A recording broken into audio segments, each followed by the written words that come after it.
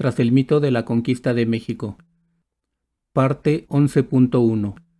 Ni conquista ni rebelión.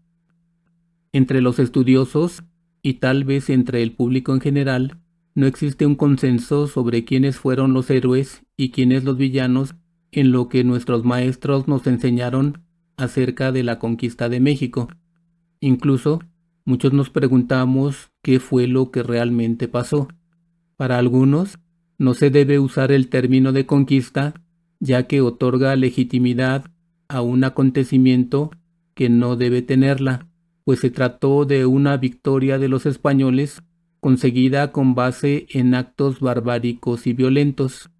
Para otros, se puede hablar de invasión, un concepto que supuestamente reflejaría lo que sucedió, una intrusión ilegítima de los españoles en tierras mesoamericanas, aunque no podría ser muy útil en el sentido de que se refiere a la ocupación del territorio enemigo, pero no para permanecer en este, sino para exigir una contribución o devastarlo. Para otros más, lo que ocurrió fue una rebelión o liberación de los pueblos indígenas sometidos por los mexicas. Sin embargo, algunos no concuerdan con este punto de vista, ya que pretende minimizar o negar la violencia española y culpar a los mexicas, quienes, por ejercer un poder tiránico, eran odiados por súbditos y enemigos que solo buscaban la oportunidad de vengarse. Para quienes valoran nuestro pasado indígena, es más adecuado usar los vocablos conquista e invasión, pues es claro que la presencia española solo trajo violencia y destrucción. En cambio, para quienes se refieren a una especie de insurrección, es preferible subrayar el apoyo que los peninsulares ofrecieron a los indígenas para deshacerse del tiránico poderío mexica. Entonces, ¿qué fue lo que realmente pasó? Veamos brevemente. Tras desembarcar en abril de 1519 y fundar la ciudad de Veracruz, Cortés y sus hombres tuvieron su primer contacto importante con la ciudad de Zempoala, principal centro urbano de la región totonaca y uno de los tributarios más poderosos de los mexicas. Allí mandaba Xicomécoatl, a quienes los españoles apodaron el Cacique Gordo. Luego de reconocerse, el gobernante zempoalteca le propuso a Cortés que se aliaran en contra de Moctezuma, ya que les asfixiaba con el pago de tributos. Luego de eso, los recaudadores mexicas fueron apresados. Negarse a pagar impuestos implicaba dejar de prestar vasallaje. Ante esa sublevación, Moctezuma ordenó a sus guerreros que atacaran Zempoala. Así se concretó la alianza entre españoles y totonacas por iniciativa de los indígenas, no de los peninsulares. Después de estos hechos, Xicomécoatl le confió a Cortés que diversos pueblos, como el Tlaxcalteca, eran enemigos de los mexicas y que tenía el interés de que los de Tlaxcala se les unieran en su lucha contra los poderosos mexicas.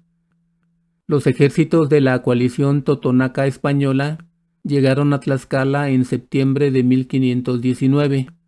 En un primer momento, al ver llegar a un ejército de totonacas, supuestos siervos de su acérrimo rival Moctezuma, los tlaxcaltecas reaccionaron lanzando un ataque. Sin embargo, después de algunas escaramuzas y de que los españoles pidieron la paz, decidieron unirse también a la coalición antimexica. Los tlaxcaltecas vieron en esa alianza la oportunidad de eliminar a sus acérrimos rivales, los mexicas, que durante mucho tiempo habían buscado someterlos, pero sin conseguirlo. Los totonacas y los españoles les ayudarían a alcanzar ese objetivo. Casi al mismo tiempo, Moctezuma envió emisarios a Tlaxcala para informarles que él no había dado la orden de que se les atacara. Sin embargo, los tlaxcaltecas reafirmaron su decisión de sumarse a las tropas totonacas y españolas y enfrentar al enemigo común.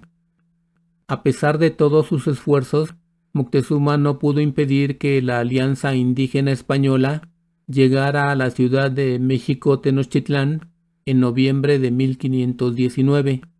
Durante varios meses, hasta mayo de 1520, los peninsulares fueron hospedados en el Palacio de Axayácatl. A principios de 1520, Cortés recibió noticias del desembarco en Veracruz de una fuerza militar que tenía intenciones de aprenderlo por órdenes del gobernador de Cuba. Ante esta situación, Cortés partió hacia Veracruz para solucionar ese problema y dejó al mando a Pedro de Alvarado. Después de que los españoles y los tlaxcaltecas perpetraron la matanza del Templo Mayor, durante la fiesta religiosa de Toxcatl, estalló una guerra sin cuartel. En julio de 1520, los aliados indígenas y españoles huyeron de la ciudad de Tenochtitlán y sufrieron la terrible derrota que los españoles denominaron la Noche Triste. Un mes después, encontraron refugio en Tlaxcala. Sin embargo, los aliados de inmediato comenzaron a hacer los preparativos para reanudar la guerra contra los mexicas a fin de someterlos militar y políticamente. Los españoles tenían fuertes motivos para continuar la guerra.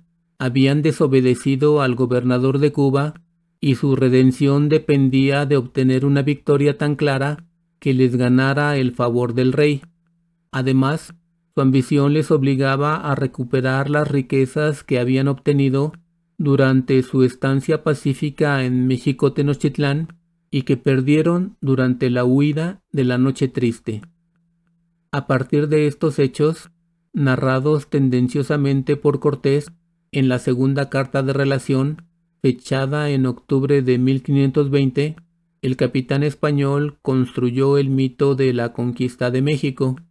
De una manera falaz y engañosa, dibujó una especie de cruzada en la que él y sus heroicos hombres, humildes vasallos del rey, debían subyugar a los mexicas, quienes se habían rebelado contra el monarca europeo, luego de someterse voluntariamente a él en noviembre de 1519.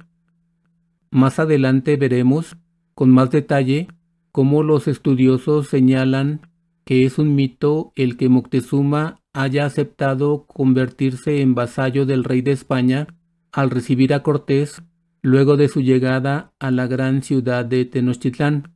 Además, al momento de escribir la carta, la derrota de los mexicas era solo un embuste del taimado capitán español y no un hecho consumado. Con la caída de la gran Tenochtitlán, en agosto de 1521, la mal llamada conquista española tampoco fue real. No debemos olvidar que el ejército vencedor era liderado por miles de guerreros indígenas a quienes acompañaban menos de 1000 combatientes españoles.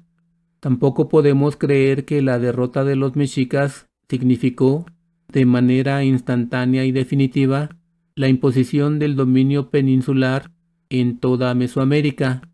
Solo hasta varias décadas después, también con la participación fundamental de los pueblos indígenas victoriosos y de sus élites, el control español pudo consolidarse con el establecimiento del gobierno virreinal, la constitución de las repúblicas de indios y la cristianización forzosa. Pero ni a Cortés ni a sus hombres les tocó llevar a cabo esta consolidación. Para esas fechas, el capitán español no tenía el mínimo poder, había caído de la gracia del rey y nuevos funcionarios y aristócratas detentaban el poder político, económico y militar de la Nueva España.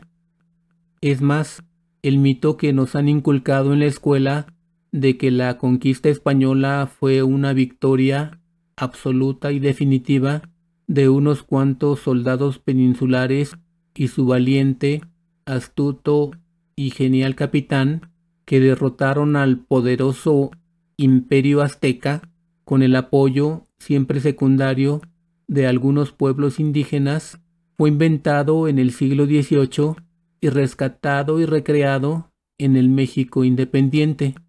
Por eso, muy poco tiene que ver con lo que realmente pasó entre 1519 y 1521. Continuaremos con esta interesante historia en la siguiente entrega.